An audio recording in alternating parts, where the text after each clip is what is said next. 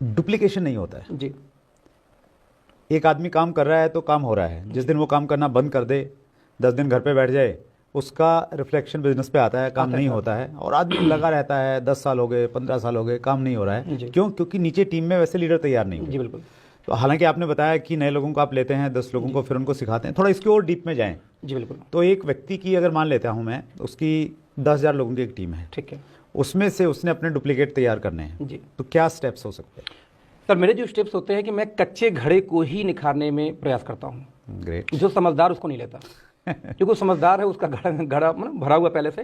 तो मैं क्या करूँ, जो फ्रेशर मिल जाए ऐसे 10 को सिलेक्ट करूंगा, सिर्फ 10 को इसलिए। क्राइटेरिया क्या हो सकता है? जैसे फॉर एग्जाम्पल, जैसे एक व्यक्ति है, उसकी टीम में 10,000 लोग हैं और 100 लोग फ्रेशर हैं, ठीक है, तो उनमें से भी कुछ पैरामीटर हो सकते हैं क्या? सर पैरामीटर क्या होता है बता दो आपको। सबसे पहला होता है कि रात को 12 से लेकर सुबह 5 बजे ट्रेनिंग करूंगा जूम पे, क्या पाओगे? यस और नो? कमिटमेंट चेक करना। हाँ, एक चीज पहले जो नो पहले उनको छट गए, वैसे ही यस लेके आएंगे। नंबर 2, हर हफ्ते एक बुक दूंगा पढ़ने के लिए, और पर डे उस बुक को पढ़ के जो अच्छी चीज लगी आपको उस ग्रुप में, जो 10 लोगों का ग्रुप, उसमें भी डालना है, प्लस सोशल मीडिया पे भी आपको पोस्ट करना है, एटलीस्ट 3 पोस्ट पर वीक। यदि वो बुक 7 दिन में खत्म नहीं हुआ, मैं पूछूंगा तो निकाल ग्रुप से बाहर करूंगा। तो 7 डेज में बुक पढ़नी है। लर्निंग एटीट्यूड चेक कर जी लिया। जी जी, 2-3 क्राइटेरिया टफ है। कब मीटिंग, जैसे भी आधे घंटे पहले ग्रुप में डालूंगा, अभी आधे घंटे में आ जाओ। आप कोई भी काम करो, आपको छोड़ के आना, मूवी देख रहे हो क्या कर, मुझे मतलब नहीं है। फैमिली चैलेंज है तो चलेगा, अदरवाइज कोई भी बहाना नहीं चलेगा। और लगातार 2 मीटिंग को स्किप किया तो निकाल के बाहर करूंगा, फिर 9 लोग साथ करूंगा मीटिंग। तो यानी कमिटमेंट लेवल यदि हाई है, सिर्फ 10 लोग को सिलेक्ट करूंगा। मेरा मानना है कि 5-6 मीटिंग करते करते समझ में आ जाता है कि किसको निकालना, किसको फिर से इन करना उसके अंदर में। राइट। तो इस तरीके से करता हूं। और यदि 10 जब छंट के जाते हैं सर ना, वो 10 अपने 10 सिलेक्ट कर लेते हैं। नेटवर्क मार्केटिंग एक विडंबना है कि मेरा जो अपना एवरेज में देखता हूं कि यदि आपके टीम में 15 से 20 लोग प्लान कर रहे हैं रोज, तो आपकी इनकम 1 लाख महीने होती है। मैंने देखा रोज रेगुलर जो पर डे प्लान हो रहा हो तो 1 लाख महीने के लिए आपको सिर्फ 20 लोग मुश्किल से चाहिए जो रोज प्लान करते हो। तो आपको 20 प्लानर ही तो तैयार करना है। दिक्कत कहाँ पे आती है कि टीम है 10,000 की, 10 लोग भी रोज प्लान नहीं करते उसकी टीम में, क्योंकि टीम बनी नहीं है। तो मेरा अगला ये जो मेरा कनेक्शन है कि आप हम लोग क्या करते हैं, प्लान देने में ज़्यादा बिजी रहते हैं, ये गलत है। यदि मुझे 3 प्लान सर पर डे करना है ना, तो मैं सिर्फ 2 करूंगा। 1 प्लान का टाइम निकालूंगा सिर्फ उन 10 लोग को ट्रेन करने में रोज। क्या बात है। यदि मैं 1 प्लान करता हूं रोज, तो मैं हफ्ते में 3 दिन प्लान करूंगा, 3 दिन ट्रेनिंग करूंगा। आज प्लान, कल ट्रेनिंग, कल परसों प्लान, नरसों ट्रेनिंग। यानी कि मोस्ट इंपॉर्टेंट प्लान जो पार्ट आपके लाइफ का होगा इस इंडस्ट्री में, वो प्लान देना नहीं है।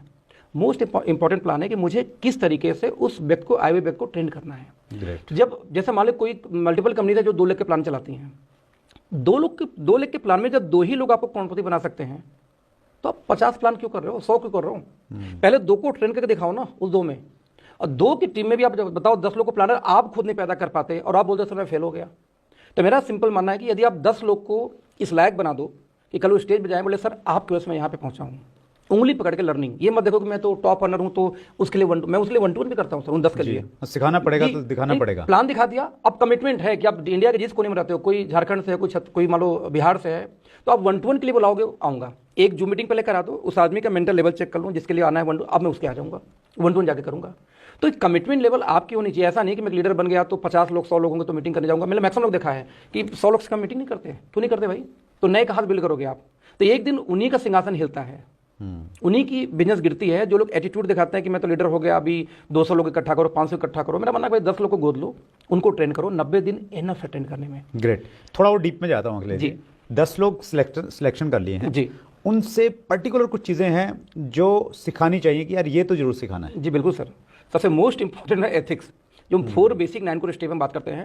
ये जो लोग बोल रहे हैं ना कि मोस्ट एथिकल लीडर मुझे क्यों बोल रहे हैं, 2-2 साल लोग छोड़ के चले गए। पहले मान लो आप मेरे टीम में हो, आपसे कोई झगड़ा हो गई किसी पर्टिकुलर बात डाउनलाइन की, अब वो छोड़ दिया कि इनके साथ काम नहीं करूंगा। वो 2 साल बाद मुझे टच करता था, अखिलेश भाई काम करना चाहता हूँ कि वहीं पे आ जाओ, बोलता नहीं सर उसके नीचे काम नहीं करूँगा, फिर नहीं ज्वाइन करूँगा। तो 2-2 साल पहले जो लोग गए ना, वो भी मेरे पास आना चाहते हैं कि शॉर्ट टीम में नहीं लाता मैं, कि ना भाई वहाँ काम कर सकते हो करो, मैं ज्वाइन नहीं करा सकता। तो इसलिए टीम में थोड़ा सा फेर लोग बनाया कि सर हैं तो सब सही है। एथिक्स सिखाना है जी, एक चीज़। नंबर 2 सर, जो हमारा कार्डिनल रूल है ना, वो कार्डिनल रूल बहुत इंपॉर्टेंट है। हमारे दिक्कत क्या होती है, हम 4 बेसिक सिखा देते हैं, एथिक्स भी कई बार सिखा दे, लेकिन कार्डिनल रूल पे जाकर हम फेल हो जाते हैं। अच्छा, सिखाने के बाद हम कई बार चेक भी नहीं करते कि वो टीम फॉलो कर भी रही कि नहीं कर रही है। yes. हमने तो ट्रेंड करके भेज दिया, लेकिन क्या वो फॉलो कर रहे हैं? तो वहाँ पे ट्रैकिंग सिस्टम एक होनी चाहिए, मेरा ऐसा मानना है। ट्रैकिंग आप वही यानी कि बच्चे को आप छोड़ दो दिए स्कूल के लिए, लेकिन जाकर सिगरेट ले रहा है कि कुछ और कर रहा है कि बंक मारा, आपको नहीं पता होता, लेकिन जीपीएस ट्रैकर लगा दिया, पता कि कहाँ होगा इस समय।